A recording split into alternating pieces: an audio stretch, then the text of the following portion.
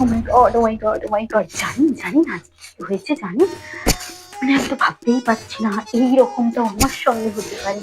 আজকে আমি বাজার দিয়ে আসছিলাম, আসতে আসতে দেখি একটা লোক আমাকে দেখছে। আমিও অনেকক্ষণ ধরে দেখছি, কালো কালো কুচকুচে একটা ছেলে আমাকে দেখ, আমিও একটু দেখছিলাম। দেখি তারপরে আমি মুখটা ঘুরিয়ে নিয়েছি। তারপরে দেখছি সে আমার দিকে তাকিয়েই আছে, তাকিয়েই আছে। তারপরে আমি ভাবলাম কি হলো রে বাবা, সে দেখি আমার কাছে চলে এলো। এসেই আমার কাছে বলছে এক্সকিউজ মি, এক্সকিউজ মি। আমি তো দেখে অবাক, বলছি কি রে বাবা কি হলো, কিন্তু আমিও কিছু বলি না, আমি একটু ভাও খেয়ে নিয়েছি। তারপরে আমাকে বলছে আপনি কোন কলেজে পড়েন? হ্যাঁ, মানে আমাকে দেখে মনে হচ্ছে আমি কলেজে পড়ি।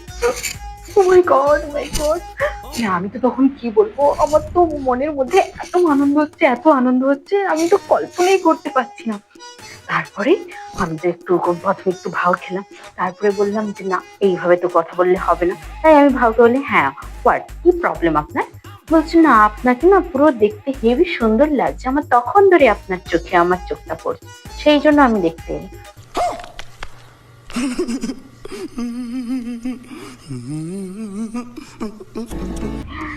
আমি কি জোরে যে চেঁচিয়েছি বলার মতো নয়, এত জোরে চেঁচিয়েছি, ও মাই গড।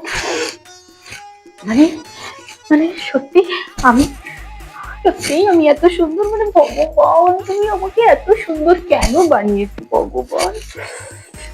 এখনো আমাকে দেখতে সেই কলেজ গার্লদের মতোই লাগে। ও মাই গড, মানে আমি কি বলবো, আমি জাস্ট ओ স্পিচলেস। मेरी जा तेरा यूं मुस्कुराना तो गलत बात है, अपने आशिक को संकट में लाना।